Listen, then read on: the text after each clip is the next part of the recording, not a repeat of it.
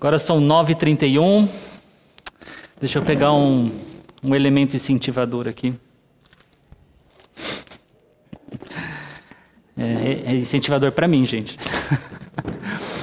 Hoje, então, nós começamos esse novo curso, essa nova matéria, Quem está certo?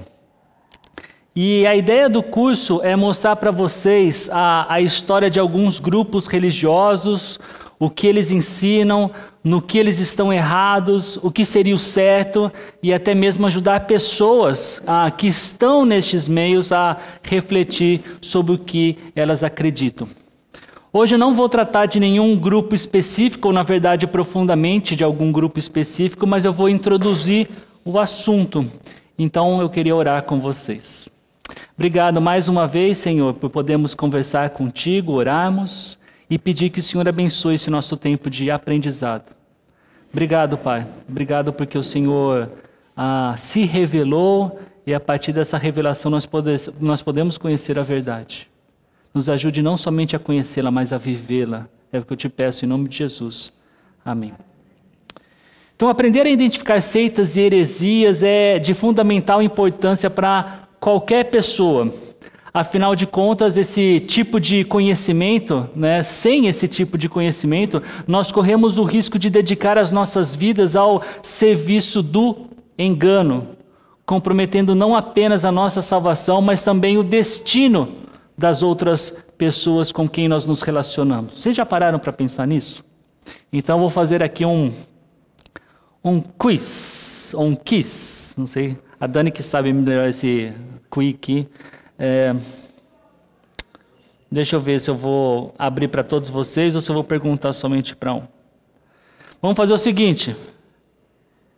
Heitor, você vai ser o responsável de responder para a gente. Se você acertar, você vai ganhar um bis, tá bom? Então tá aí o nosso quiz. Tá bom? Por qual razão uma pessoa pode entrar no paraíso? A. Bondade e boas obras. B. Obediência a Deus. C. Fé em Jesus. D. Fé e obras para Jesus. Certa resposta. Oi. Ó, vai lá. Ai, rapaz. Devia ser assim. Se não consegue, devolve. Eu toquei nesse assunto de fé porque esse é um assunto extremamente importante que está no cerne para a gente discernir o que é verdadeiro ou falso. Olha só, eu vou oferecer mais um bis aí para quem souber qual é o trecho exato, qual é a passagem, qual é o endereço.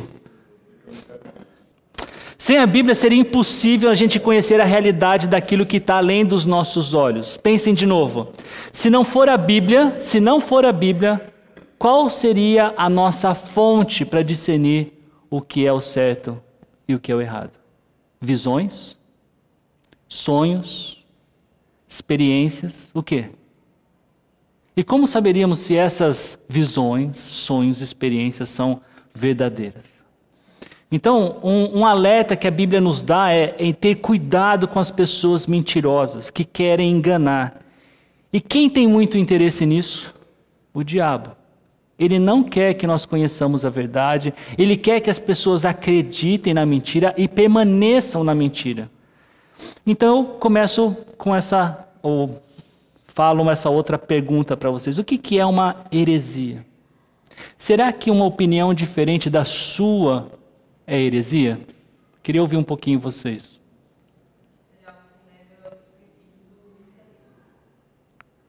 Todo princípio?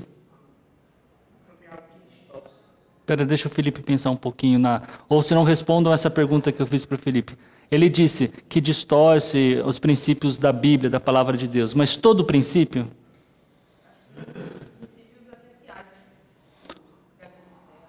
Ok, eu acho que você está certo nisso. Eu acho que geralmente é nesse caminho que nós fazemos para definir o que é uma heresia. Como eu falei antes, por exemplo, aqui durante a ceia, será que a gente fazer a ceia como nós fazemos, ou se entregasse nos copinhos, ou essas diferentes versões de distribuir a ceia, é uma questão herética? E a verdade é que não é. Tá? Ou de uma outra forma, tem grupos religiosos que fazem a ceia todas as vezes que eles se encontram como igreja. A gente, por exemplo, aqui faz uma vez por mês. Essa diferença é uma heresia? Não é uma heresia. Também existem, né, pegando o gancho do Felipe, questões teológicas que a Bíblia não vai num ponto extremamente específico para falar daquele assunto. E isso nos dá a liberdade de termos alguma flexibilidade dentro daquilo que se fala, que se ensina. Tem um teólogo, ele chama Richard Baxter. Ele nasceu em 1615, uma das frases dele é essa: nas verdades fundamentais, unidade; nas questões secundárias, liberdade; em todas as coisas, o amor. Quando eu passei pelo meu concílio, né, para a ordem dos pastores, me fizeram uma pergunta de como eu iria batizar, qual era o jeito que eu batizaria as pessoas. E a resposta, assim, surpreendeu alguns, especialmente aqueles com mais vínculo à denominação batista, né? Porque eu disse, onde houver água eu afundo, quando não tiver, eu dou um jeito, ainda assim com água. Porque os batistas, né, a gente faz o batismo por imersão. Mas falar da quantidade de água é uma questão de heresia? Não creio que seja. Uma das doutrinas que se tem muita abertura para conversar, a gente chama de a doutrina das últimas coisas, ou uma palavra mais bonitinha, escatologia. Existe muita liberdade de como os teólogos falam dentro da escatologia. Por outro lado, a heresia, ela agrava, ela ataca o alicerce da fé, ela ataca o fundamento da fé em questões que a Bíblia, ela é clara e praticamente não há nem espaço para interpretações. É aquilo e ponto final, é um fato. E todo grupo religioso ou ideológico que prega ou segue aquele que prega, né, que ensina heresias, é uma seita. E por isso vem a pergunta: o que é uma seita? E eu vou passar agora um tempinho com vocês em cima disso, mas eu vou ser bastante prático, tá? Com relação ao que é uma seita. E eu queria começar com vocês com algumas características doutrinárias de uma seita. Mas ainda que eu seja prático aqui, eu quero que vocês participem. Por exemplo, eu vou colocar uma palavrinha ali, novas revelações. Eu pergunto, o que vocês acham que eu quero dizer com novas revelações sendo uma característica de uma seita? Ok. Algo além da Bíblia. O que mais? Eu diria que não está ainda contemplado nesse novas revelações, porque ele está usando uma revelação antiga, no caso que você disse, Heitor, para ir fazendo uma reformulação. Né? Ok, novos profetas. Muito bom, Carmen. A gente pode falar, se você tem esse conhecimento, fale uma religião, uma denominação que tem uma nova revelação. Adventismo, mormonismo. São duas, serve como exemplo agora para a gente. Também, tem vários, tá? Mas muito conhecidos, esses dois primeiros citados são bem conhecidos. Né? E é interessante que essas novas revelações, algumas vezes, elas batem de frente com o que a Bíblia fala. Né? E às vezes essas novas revelações são até novas em função de outras novas que já tiveram. Por exemplo, se você tem algum conhecimento a mais dos testemunhos de Jeová, num determinado momento, quer dizer, você não pode fazer transfusão de sangue. Mas houve um momento em que você não podia fazer transplante de órgão. Mas aí uma nova revelação veio, agora você pode fazer transplante de órgão. Tá? Você vai perguntar, mas como que ele faz isso sem transfusão de sangue? Aí tem umas coisas da medicina que eu não entendo. Eu até anotei aqui, eritropoietina ou a hemodiluição normovolêmica aguda. Eu não sei exatamente o que isso é. Eu li o que era isso, mas eu não sei nem explicar. Enfim. Roberto, a Viviane. Isso, sobre normovolêmica. Uma outra característica, e gente, eu estou falando aqui de uma forma geral das seitas, tá? E nem todos os itens que eu citar aqui é uma característica que tem em todas as seitas, tá? Mas a outra é a negação da autoridade da Bíblia. E aí, de novo, o que vocês acham que eu quero dizer com isso? Vamos tentar tocar bem no cerne. Qual é a nossa autoridade de fé e de prática? É a Bíblia. Se a gente tem alguém falando a altura da Bíblia com a mesma autoridade, a gente tem uma negação da exclusiva autoridade que a Bíblia tem. Então,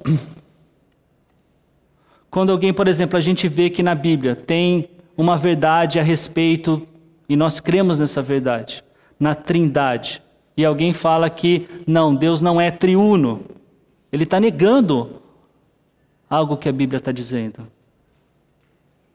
Ou quando você coloca mentiras acerca de, por exemplo, onde Lúcifer é o irmão de Jesus. Quem fala isso? Os mormons falam isso. Tá? Então Jesus, na verdade, ele foi procriado por uma mãe e por um pai celestial. Alguns negam a ressurreição física de Jesus, né?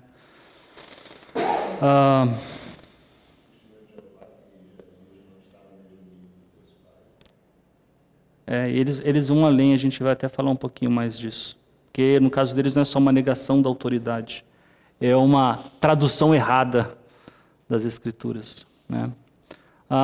Uma outra é a visão distorcida de Deus e de Jesus. O que eu quero dizer com isso?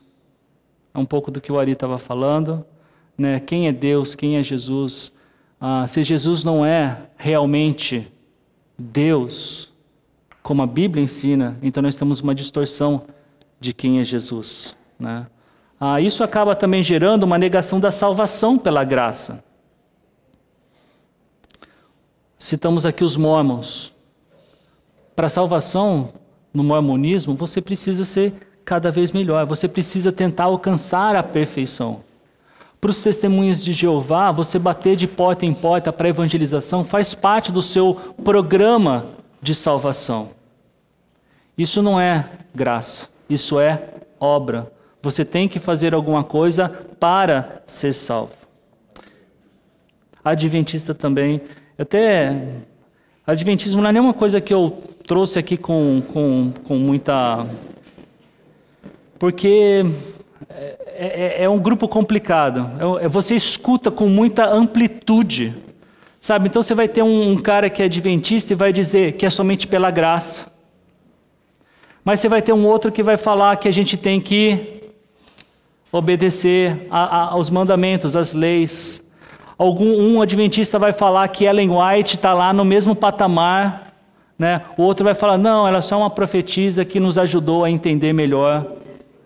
Enfim, mas de forma geral, o adventismo tem uma profetisa, né? Essa profetisa tem uma figura grande dentro do adventismo e que faz com que o adventismo, de forma geral, pise na bola com relação, por exemplo, a essa salvação pela graça. Por quê? Ai de você, se, por exemplo, não guardar o sábado. E nos escritos de Ellen White, o que ela disse? Se você não guarda o sábado, você tem a marca da besta. Algo que eu nem ia comentar com vocês, mas é muito interessante que em matérias, em classes como essa, o vocabulário, você começa a perceber como a gente precisa ter uma precisão do vocabulário para poder representar fielmente aquilo que a Bíblia está dizendo. Por exemplo, o Sérgio falou uma coisa que didaticamente está correta. Ele falou, Jesus é 100% homem, 100% Deus. quando a gente pensa tecnicamente, se ele é 100% alguma coisa, ele não pode ser nem 1% outra coisa. Por isso que, inclusive, nas frases que nós temos, nos concílios que tiveram, a frase, por exemplo, ele é verdadeiramente homem e verdadeiramente Deus. Não fala assim, não fala nem ele é plenamente homem e plenamente Deus. E quanto mais isso, para que as questões, sabe, sejam cada vez mais precisas a respeito de refletir a verdade das Escrituras. Mas aqui, gente, estamos de uma forma didática, querendo passar as coisas para vocês. Infelizmente, eu não tinha tempo de ficar para vocês também, baseando cada afirmação que eu vou fazer de algum outro grupo religioso e trazer deles aqui. Porque a ideia é que a cada domingo a gente visite um desses grupos. E uma das tarefas dos professores é que eles tenham a fonte dessas afirmações a respeito dos outros grupos, tá bom? Quero mostrar para vocês agora características sociológicas. Autoritarismo. O que eu quero dizer com isso? Geralmente seitas, elas possuem um líder que lidera com base no medo. Obrigado. Autoritarismo. Com base no medo. Enfim, os membros têm medo do líder, ele tem uma posição muito fechada sobre qualquer coisa, inclusive sobre aquilo que às vezes os membros podem e devem fazer. Quem aqui de vocês já escutou a respeito não é mais esse nome, mas eu vou usar esse nome, Meninos de Deus? Só eu e Sérgio? Tá bom. Hoje ele chama A Família, tá? Essa seita se chama A Família. Mas essa é uma desse tipo, a ponto de os membros chamarem o líder, no caso, de pai, né? E infelizmente, gente, eu conheci um caso, a pessoa é minha amiga, mas existem muita imoralidade sexual dentro desse grupo. E olha, não é difícil vocês acharem documentários ou coisas no YouTube sobre Meninos de Deus. Você coloca lá... Exatamente, década de 80. Eu me converti em 90, então eu peguei uma fase que eles estavam transformando para A Família, mas lá em Campinas, muita gente dessa seita eram os pedintes de semáforo. Tá? Eles tinham uma comunidade, às vezes alugavam uma chácara, moravam nessa chácara. Tá? E ali, gente, acontecia o que vocês não querem e alguns não podem saber, proibido para menores de alguns anos. Exclusivismo, tá? O que é esse exclusivismo? O que vocês acham que é o exclusivista? É isso mesmo, é isso mesmo. Testemunha de Jeová é assim, os mormons são assim, somente nós temos a verdade. Uma grande igreja daqui é assim, Congregação Cristã do Brasil. Tá? Se você não está nesse meio, se você está numa outra religião, numa outra denominação, você não é salvo. Tá? Para você ser salvo, catolicismo é assim também. Tá? Existe tolerância aí, mas é que muitas vezes a gente não sabe nem o que o catolicismo ensina. Dogmatismo, o que eu quero dizer com isso? É uma corrente filosófica que se caracteriza pela absoluta e incontestável verdade, né? Sem questionar a veracidade daquilo. Tá? O que eu quero dizer com isso? Somente esses grupos são os detentores da verdade. Então, não, a verdade não está nesse grupo, a verdade está nesse grupo, no meu grupo. Somente por meio de nós, por meio do meu líder, a gente é capaz de conhecer a verdade. Tá?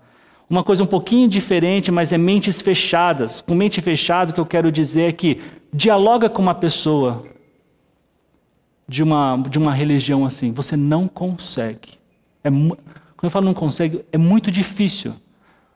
Para vocês terem noção, até da onde eu li, a pessoa falou assim, dos materiais que eu posso apresentá-los para vocês, mas falou assim, um mormon disse que se o livro dos mormons dissesse que tem um círculo que é quadrado, ele acreditaria. Tá? Então, você não vai conseguir conversar. Tá? Não tem disposição para dialogar. Suscetibilidade. é que as pessoas que participam desse grupo, majoritariamente, não sempre, mas majoritariamente, elas são pessoas frágeis, pessoas ingênuas. Pessoas, eu dei esse exemplo do Mormon, é aquele que não interessa o que meu líder falar, ele aceita qualquer coisa que é dito, tá bom? Eu falo para vocês, aqui eu não sou o detentor da verdade, a Bíblia é a verdade. Eu sou passível de erro, e vocês precisam ser como os bereanos, que conferiam as Escrituras todos os dias. Façam isso, façam isso. Nós queremos ser uma comunidade conhecedora da verdade, não porque o Zambelli disse que é ou não é verdade, mas porque a Bíblia disse. O meu papel aqui não é falar o que eu penso ser verdade, é aquilo que eu olho nas Escrituras, reconheço como verdade e passo para vocês. E pode ser que eu entendi errado? Pode. E você tem todo o direito de fazer isso. Então, não deveria ser assim. Porém, como a gente está vendo, nem toda diferença ela é herética. Então, por exemplo, lá em Campinas, eu acho que são 9, 10 pastores. Se vocês perguntarem para ele naquele ponto que eu disse para vocês, de escatologia, eles diferem. Se vocês conversarem, por exemplo, com alguns pastores do mesmo meio, da mesma igreja, o que você acredita sobre a soberania de Deus e essa livre agência do homem? Alguns dão mais peso para a soberania de Deus, outros dão mais peso para a responsabilidade humana. Não são erros. Tá? Então existe sim uma abertura para falar a respeito disso. Quer um lugar bem prático, aproveitando que Lu foi você quem fez um tipo de colocação? O que pastores pensam sobre divórcio e recasamento? Alguns não pode divorciar, outros não pode recasar, outros não pode divorciar e nem recasar, outros pode divorciar, outros pode recasar. E todos eles vão olhar para as Escrituras sobre isso. Aí, num caso desse, às vezes mudança de liderança, você tem uma mudança de postura. Ainda que na Igreja Batista, o que acontece muitas vezes é que a definição disso é formada pela Assembleia. Desculpa, não é formada. Ela é pensada pela Assembleia, tá bom? É possível que eu pense uma coisa e vocês pensem outra? É possível, desde que haja abertura bíblica para isso. Tá? No entanto, obviamente, o que deve ficar para a ordem da igreja é aquilo que o líder pensa a respeito do assunto. Não, eu dei um exemplo de depois, acho que pegando o gancho, talvez também do Roberto falou, né? Você estava pensando na seita, de troca de líder na seita? Pode mudar sim, tá? Especialmente porque assim, tem algumas seitas que só duram uma geração, porque era aquele líder que conquistou aquele local. Inclusive, deixa eu ver se é o próximo aqui, isolamento. Eu estava falando para vocês da família de Deus. Às vezes, gente, nos Estados Unidos a gente escuta mais isso, mas o cara foi lá, construiu numa fazenda, cheio de casa lá. Uma vez que esse líder morre, acabou até a seita. Tá? Infelizmente, a gente conhece histórias que não é que ele morreu e acabou, é que todo mundo morreu. Quem aqui se lembra de história? Veneninho para todo mundo. Teve um, agora eu não vou me lembrar o nome, tacou fogo. Vixe, olha, tem tantos disso, sabe? Tacou fogo, foto dele com a família, morreram, as crianças de colo ainda, morreram.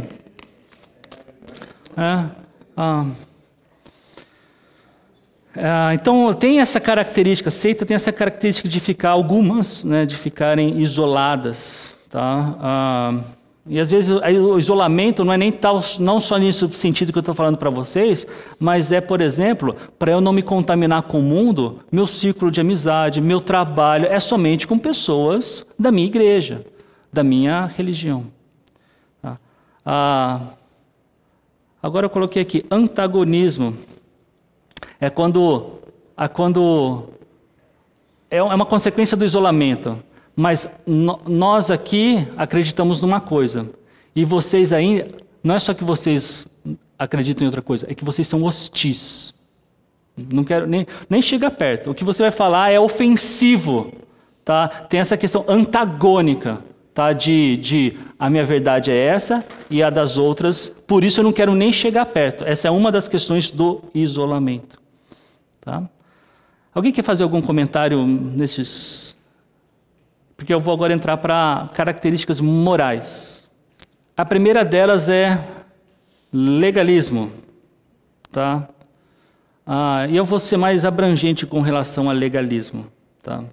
É um sistema rigoroso de regras, tá? Um conjunto de regras bastante rigoroso. Geralmente esses conjuntos de regras, geralmente não, quando é legalista, ela tem padrões não bíblicos. Tá? Você pode usar como exemplo não beber café. Tá? E alguns de vocês talvez, tem isso? Oi?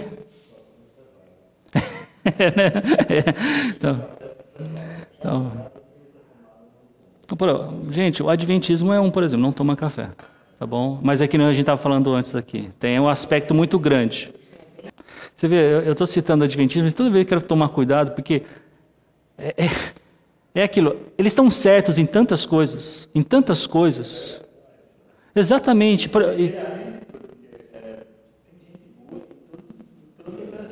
Todo, é verdade. Não. Exatamente, com certeza não são as pessoas. Então, isso me dá até um temor, ali, porque se eu sou de uma seita, e eu não acho que essa pessoa está partindo do pressuposto que eu vou falar para você, tá? Eu vou falar aquilo que está claro e é a verdade. Para quando estiver dentro comigo, me relacionando, aí eu vou colocar as coisinhas, olha, agora você não pode fazer isso, agora você não deve falar com aquela pessoa, agora... Gente, material de educação infantil, muita produção dos antigos, muita produção sobre... É bom falar quando eu falo legalismo, gente, não é só uma questão de regras, né? É a regra que precisa ser obedecida para que... Exatamente, para que um dia você seja agraciado, ou seja, não é agraciado, né? Você vai em busca do merecimento, né? Exatamente. Exatamente isso, tá? Outro ponto é a perversão sexual, tá bom? Então, aceitas algumas delas, né? O próprio mormonismo, ele tem isso com o Joseph Smith, ele tinha bastante esposa.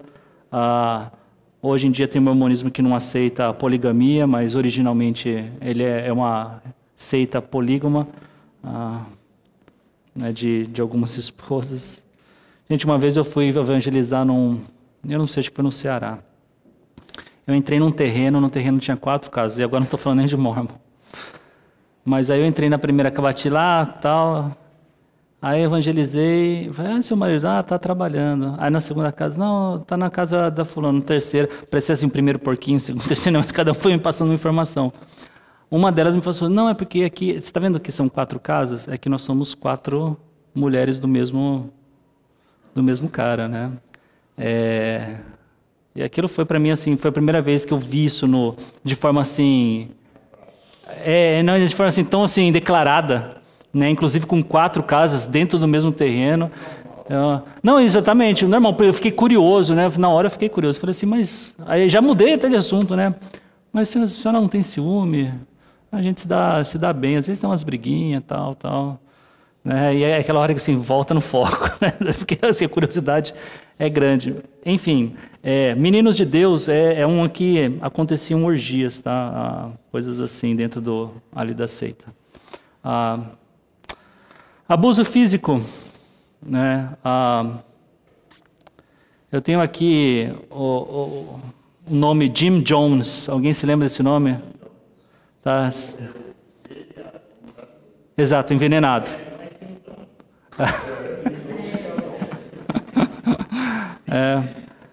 Tem questões de privação, questões de espancamento, tá?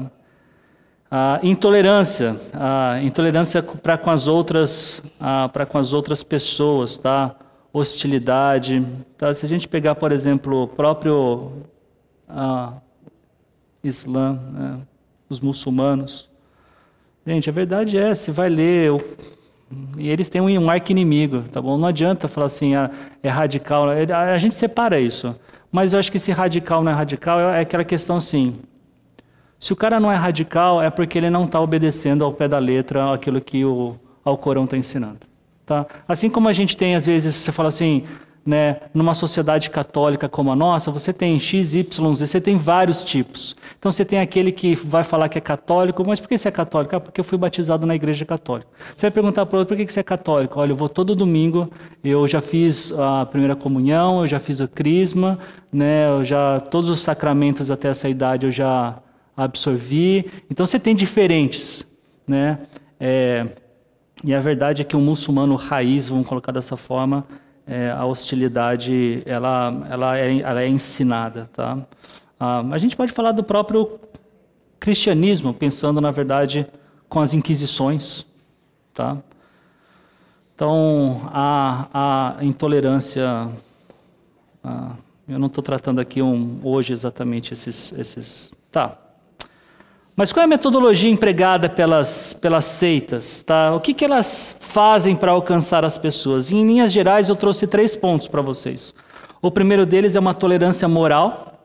Tá? Então, uma pessoa que faz parte daquele grupo, os pecados, conforme a Bíblia ensina, não são exortados.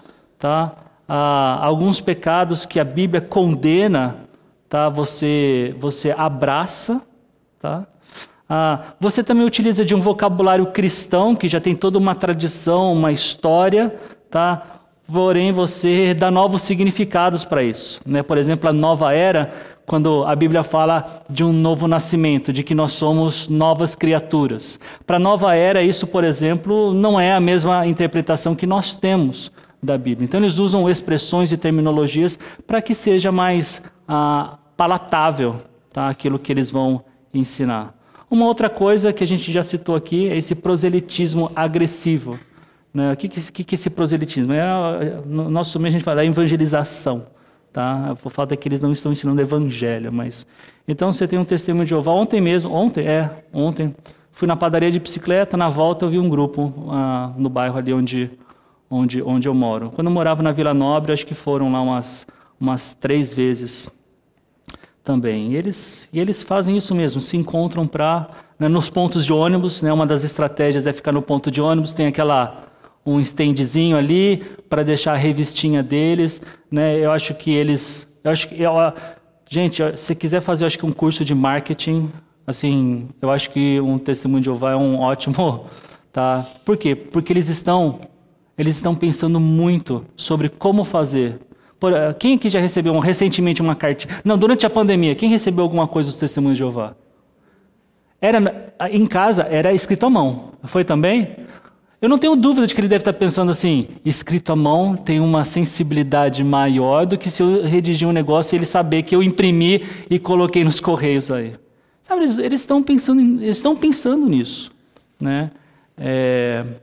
Eu até vou falar de um exemplo um pouquinho mais para frente de uma das visitas que eu recebi. Né? E no caso, como eu estou falando dos TJs, dos Mormons também. O mormonismo, né, veio dos Estados Unidos, mas eles têm esse programa de ir para um outro país, de ir para uma cidade, às vezes que não tem ninguém mormon, e eles começam esse projeto de novo, bater de porta em porta e falar a respeito disso. Eu recebi uma vez, eu morava em Campinas ainda, recebi os mormons e falei, entra, vamos conversar, né?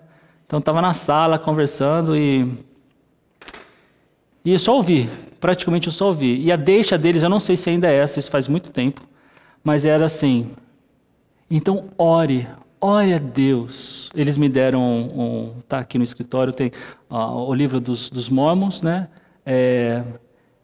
Tá vendo que está falando que se você orar e você ouvir de Deus, então tem alguma coisa e você deveria... Então ore. Aí eu falei, vocês voltam semana que vem? Eles, voltamos. E eles voltaram mesmo. Aí na semana que vem eles voltaram, e você orou? Eu falei assim, olha, eu orei, mas eu não escutei nada do que vocês estavam me falando. Mas eu também aproveitei e pesquisei. Por exemplo, eu fiz um trabalho extensivo aqui sobre aquele tal de José Smith que você me falou. Está aqui, tem 20 páginas. Gente, era apontando quem era esse camarada. E eles ficaram, na verdade, assustados, no sentido tipo, nem eu sabia a respeito disso do cara que fundou o mormonismo. E eu falei para eles, vamos voltar semana que vem para conversar. Agora vocês orem Orem vocês e vamos ter uma conversa. E eles não voltaram. Não voltaram. Não, eu acho que eu cheguei a vê-los depois lá. Tal. Eu duvido que eles... Enfim. O que vocês acham dessa frase? Se a igreja cristã fosse mais zelosa pelo verdadeiro evangelismo, o mundo teria menos proselitismo praticado por seitas. Isso aqui eu tirei desse livro aqui, que foi um dos livros que eu usei, tá, para essa aula. Já falando dos outros materiais, esse daqui também é um deles. Histórias das controvérsias na teologia cristã. E, gente, isso daqui... Eu não sabia se eu ia ter uma vida acadêmica ou não, apesar do que eu sempre gostei da academia. Mas isso daqui são artigos, tá? Que vai tirando xerox e tal, aí ele vira depois uma apostila. Isso daqui é uma tabelinha, que está assim, fundador, mensagem, igreja, Deus, Jesus, salvação, ressurreição de Jesus, tá? Dentro de cada... Tem até aqui, ó, tem até um jornalzinho aqui, ó. De quando que é isso aqui? Terceiro trimestre de 2003. Enfim, se você gosta disso, antigamente, hoje com a internet é tudo muito fácil, está tudo publicado de muito tempo, mas naquela época não era assim. Então você achava um artigo, alguma coisa, guardava e dane, isso daqui vai ser um trabalho seu depois. Isso eu vou te falar. Mas aí, o que vocês acham dessa frase? Comentários. A ideia do autor do livro é que se a gente estivesse fazendo um melhor trabalho, a gente estaria dando menos espaço para essas seitas fazerem aquilo que nós estamos fazendo. Imagine o seguinte, nessa rua aqui. Bate primeiro, a pessoa é frágil, a pessoa, ela talvez queira conhecer mais a Deus. Bate ali um testemunho de Jeová e fala, eu vim mostrar para vocês quem é Deus. Vai mostrar pelos meios que eles têm. Eu quase caí nessa. Um senhor de mais ou menos... Não sei, eu acho que ele estava chegando perto dos 70 anos. Ele bateu lá em casa, falou que ia me ensinar. Eu tive 2 encontros com ele. É que foi numa época que basquete era o meu... O que eu mais queria, ele vinha bem no horário do basquete. Então acabou que eu tive 2 salvo pelo basquete. Aí, Lino, anota aí. Né, alguns dos nossos amigos dizem, pô, o basquete me salvou das drogas. Tal. O basquete me salvou desse TJ e tal. Mas eu era assim, por quê? Porque eu cresci num ambiente teoricamente religioso, e para mim, se alguém estava falando de Deus, eu queria saber.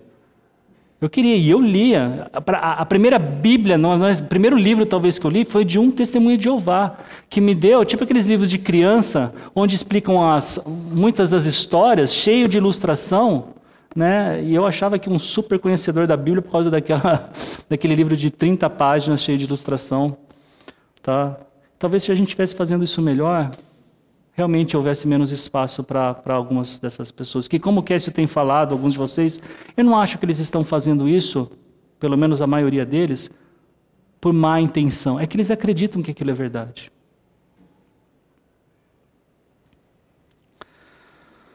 Então por que algumas seitas estão crescendo? Uma dessas é fracasso doutrinário.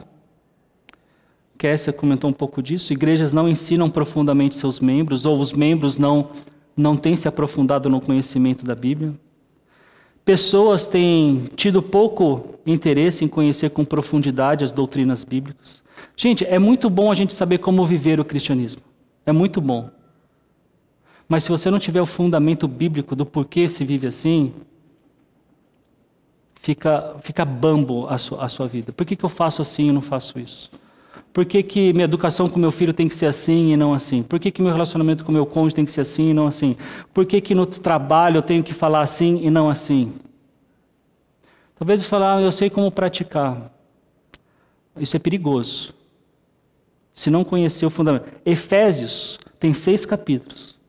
É interessante que em Efésios, Paulo ele faz 3 capítulos de fundamento. Fundamento, está lá. A sapata, é infraestrutura, para depois, capítulo 4, 5 e 6, começar a falar das partes práticas. Desconhece os perigos de falsos mestres e a esperteza deles em enganar as pessoas. Quando quando essa pesquisa um pouquinho eu estava estudando, eu queria trazer aqui uma imagem, eu não conseguia achar de um dinheiro verdadeiro, uma cédula verdadeira e uma cédula falsa. Toda imagem que eu achava já estava escrito assim, falso e verdadeiro na imagem. Mas foi engraçado, né? Foi interessante ver assim, Copo Stanley, o verdadeiro e o falso, né? Agora outras coisas que vocês já devem saber, relógio, né?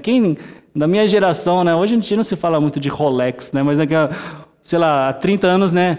A pessoa tinha... E como que para não ser verdadeiro, para não ser falso? Eu me lembro uma das coisas do Rolex, eu nem sei se isso é verdade, mas no Rolex o ponteiro do segundo não fica assim, ó. Ele é contínuo. Não sei se é verdade, mas era uma das coisas que se falava. Hoje, naquela época, se tivesse YouTube, você via, deixa eu ver no YouTube. Você ia ver se o relógio estava assim ou não. Né? Claro que tem.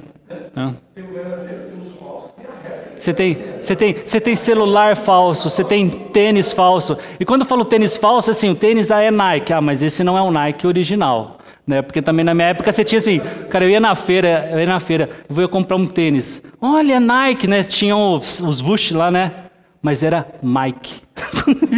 É verdade, Adidas.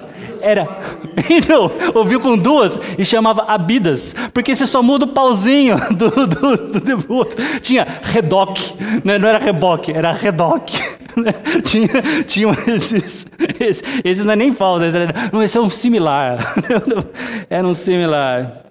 E você pode ter certeza, vocês vão escutar, todos nós aqui vamos escutar. Próximos anos vai ter alguma nova heresia. Assim, eu tenho de evangélico desde 99, ainda que caminhando em grupos evangélicos desde 95. De cada mais ou menos 3, 4 anos, você escuta uma onda de alguma coisa, tá? De um movimento, tá? De uma heresia que está, ou de uma questão ética. A questão ética aqui é essa. A questão ética... Gente, eu fiz educação física a primeira vez na faculdade. Não foi uma discussão no meu tempo de se homem pode falar que é uma mulher e lá e... Mas os 5 anos próximos depois foi a discussão que estava lá, de ideologia de gênero. Não foi o que estava na minha, mas foi o que estava lá. E dentro da questão da igreja, não é diferente. Porque a gente vai escutar, isso aqui pode, isso aqui não pode, isso aqui isso aqui não é. Né? Outro, aumento do relativismo. É quase que um provérbio, né? Isso pode ser verdade para mim, mas não é para você. Ou não pode ser verdade para você, ou não é para mim. Ou tudo depende da situação. Né? Faça o que você achar melhor. Tenha a sua própria religião. Todas as religiões levam a Deus. Né? Está tendo um ressurgimento do misticismo oriental. Enquanto está tendo uma negação da fundamentação, do fundamento judaico-cristão, está se trazendo um misticismo oriental. Para mim, falando por cima, parece o seguinte: nós fomos criados por Deus com esse desejo de nos religarmos a Deus. Existe alguma coisa dentro de nós para isso. Mas como tem uma negação dos princípios fundamentais da sociedade ocidental, tanto pelo catolicismo quanto pelo protestantismo, baseado na Bíblia, e agora eu nego isso, mas ainda tem um vácuo no meu coração. Então vou buscar em alguma coisa que para mim é transcendente, para ver se isso daqui supre as necessidades do meu coração. Então você começa com experiências subjetivas, você começa com sentimentos interiores. No Instagram, quando você coloca um videozinho de 2 minutos, ele ainda fala assim, não quer diminuir para ter mais? Você pergunta assim, vimos que se não tiver 2, tiver 1 minuto, ele vai ter mais pessoas verão esse vídeo. Eu concordo com você, esse é um dos meus temores, tá bom? A superficialidade. ênfase no próprio ego, nesse crescimento do amor a si mesmo, do individualismo versus o coletivismo, ênfase nos sentimentos, né? Se você se sente bem com isso, então façam. Né? Enquanto alguns buscam experiências com drogas, outros buscam experiências místicas que transcendem as rotinas do dia a dia. Outra questão é rebelião moral. Né? Eu estou errado? Eu não vou participar disso. Mas eu vou naquele grupo que aquilo que chama disso de errado, para ele tá tudo bem, né? Algumas seitas com práticas de orgias, né? Poxa, isso é bom, né? Então eu vou participar disso, né? Colapso social da família. Muitas seitas, elas tiram proveito disso. Então, já que a família tá quebrada, né? Já não sabe quem é o pai, já não sabe quem é a mãe, ou as figuras de pai e mãe. Exatamente, de repente aparece um cara que faz esse papel substituto para você, tá? Por que as seitas são perigosas? Né? E eu separei aqui em 3 tipos, tá? Perigos espirituais, desencaminham as pessoas, a mentira tem origem no diabo, nos últimos dias, né, diz a Bíblia, apostatarão da fé. Se você vai passar pelo trilho do trem, mas você vê o semáforo lá, piscando vermelho, o que você faz? Não, né, isso é relativo. Você está piscando, talvez esteja quebrado, né? Eu vou de qualquer jeito, né? Se uma placa num penhasco está falando não pise aqui, escorregadio, o que você faz? Se liga, né, placa? Então, qual é o risco de se acreditar em uma mentira espiritual? A principal, tem consequências eternas. Essa é a principal. Se você crê numa mentira, aí você vai chegar nesse portão celestial, o anjo vai te perguntar por qual razão eu devo deixar você entrar. Poxa, bati de porta em porta, evangelizei 1.500 famílias. Não é por isso que você vai entrar. Poxa, eu ajudei a Ardap lá de Paulo Afonso, com muitos recursos, e hospedando cachorros na minha casa. Desculpa, não é por isso que você vai entrar. Só tem uma resposta, e a Bíblia apresenta essa resposta.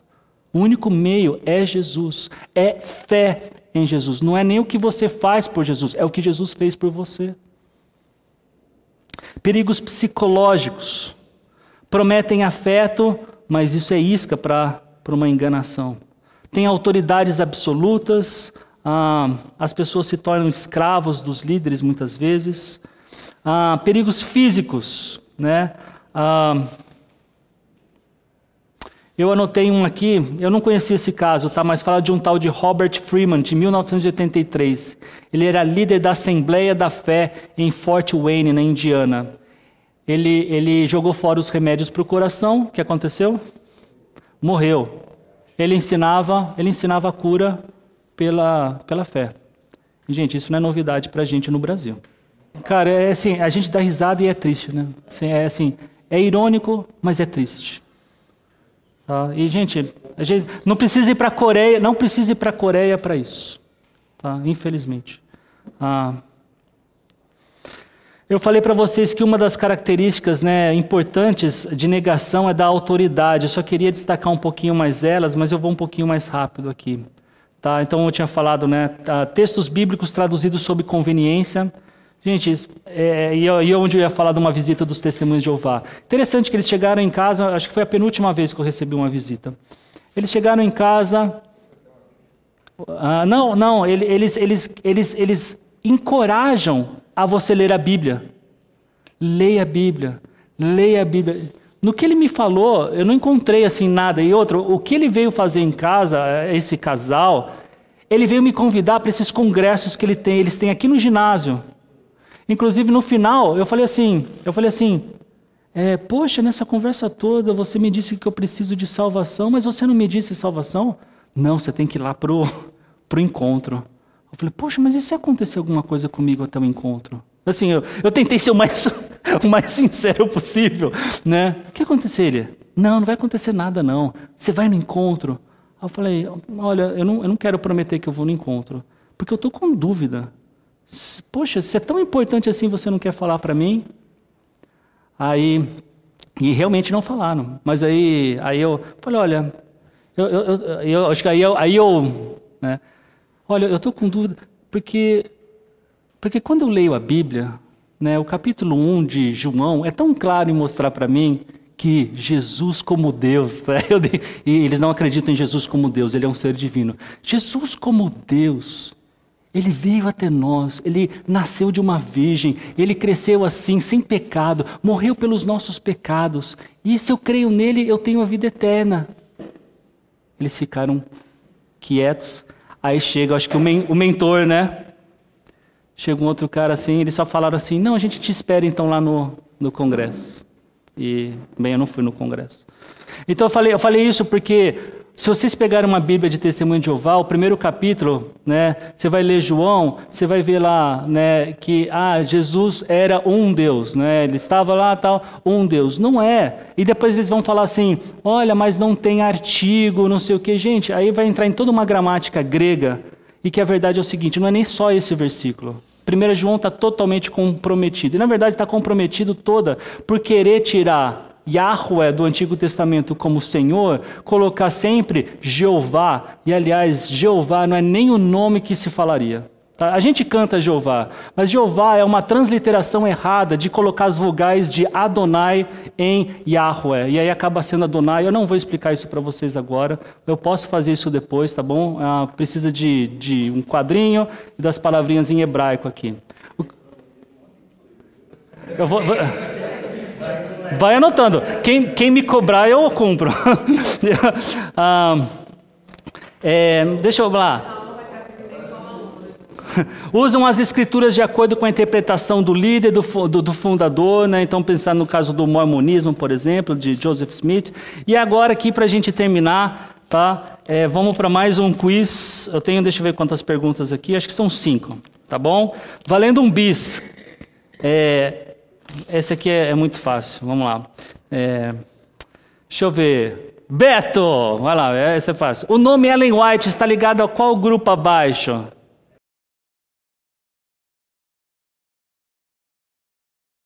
Próxima pergunta. Quem quer responder essa daí?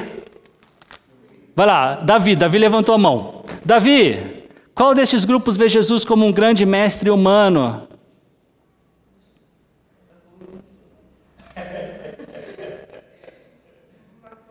Maçonaria, resposta correta. Tá aqui o seu bis.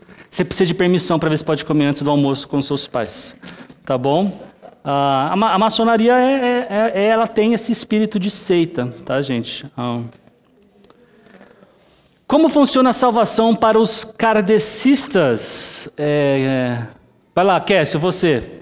Então tá aí, ó. Caridade e reencarnação, isso mesmo.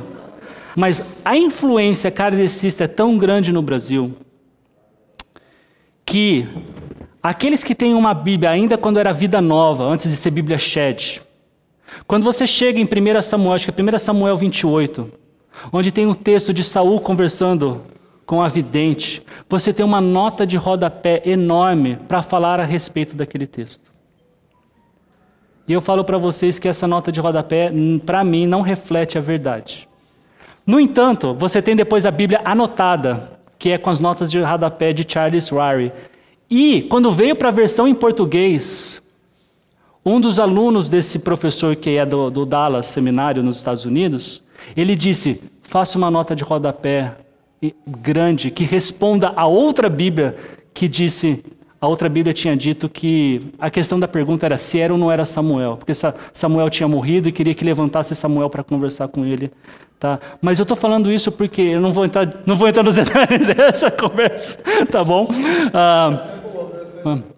Mas é para vocês verem a ponto de que a Bíblia está falando que Samuel, ele já tinha morrido, mas a Bíblia fala, Samuel se levantou, apareceu ali, evidente, não sei o quê. Gente, se a Bíblia falou que era Samuel, era Samuel.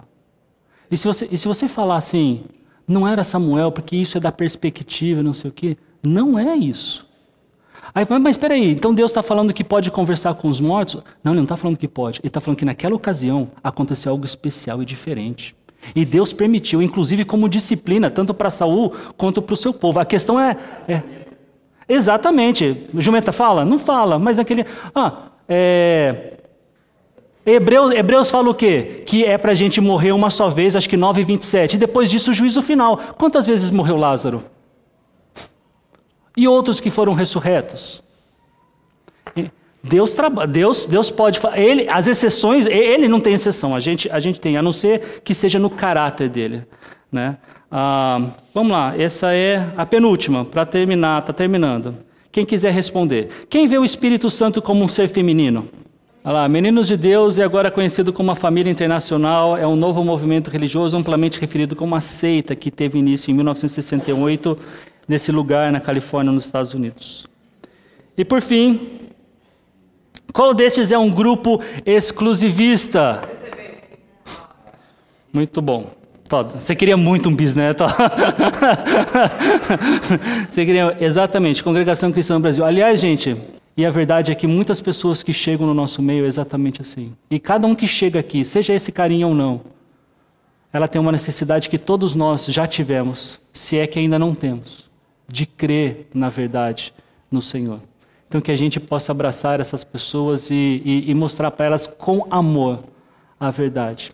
Se elas quiserem continuar crendo no que elas acreditam, não é a gente que vai convencê-las do contrário, mas é a nossa obrigação, porque Deus nos amou primeiro, nós vamos demonstrar esse amor para as pessoas que estiverem aqui no nosso meio, seja de onde for, seja de uma outra igreja batista, de uma Assembleia de Deus, seja de qualquer lugar, que a gente tenha essa atitude como teve o nosso Senhor. Conclusão, somente o que eu falei um pouquinho, nem toda diferença é uma heresia, algumas diferenças realmente são erro, ou algumas diferenças são erro, mas a verdade é que ou um está certo e o outro está errado, ou esse está certo e esse está errado, ou os dois estão errados. Tá? Nem todo erro ele é de importância fundamental e por isso a gente não o caracteriza como uma heresia. Tá? Existem muitas seitas e nós precisamos estar preparados para responder aos desafios que elas propõem à altura, conhecendo a verdade. As seitas são perigosas, o que elas ensinam pode comprometer a vida eterna das pessoas. E, por fim, o fundamento para crescermos é termos um conhecimento cada vez mais profundo das Escrituras. Só reconheceremos o falso quando conhecermos bem o verdadeiro. Que Deus nos abençoe. Se você tiver dificuldade, alguma coisa que queira comentar especificamente para mim, uma experiência ou uma dúvida, fica à vontade de me procurar, de me escrever. Se eu não souber a resposta, eu prometo que eu buscarei o melhor possível para você ter essa resposta, tá bom? Senhor, muito obrigado. Obrigado pelo tempo, pelo aprendizado, pela conversa. Que o Senhor nos ajude a sermos amorosos, Pai, como o Senhor nos ensina a ser. Amar o próximo como Jesus nos amou, tendo como reflexo esse primeiro e mais importante mandamento, conforme Jesus disse, que contempla toda a lei, de amar o Senhor sobre todas as coisas. Nós oramos assim, em nome de Jesus. Amém.